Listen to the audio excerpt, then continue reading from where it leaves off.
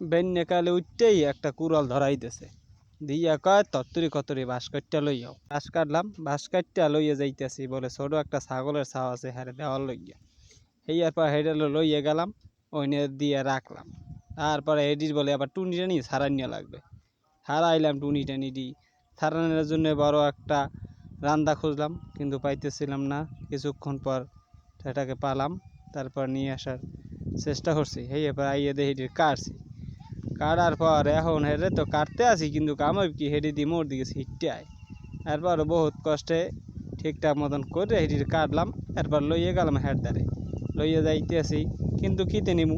পরে একটা বস্তা খুঁজে পাইলাম, এই বস্তাটার মধ্যে টাহাইটাই এবার বললাম ভোরে এইবার লইয়ে যাইতেছি যে ছাগলের বাচ্চাটা কহানে।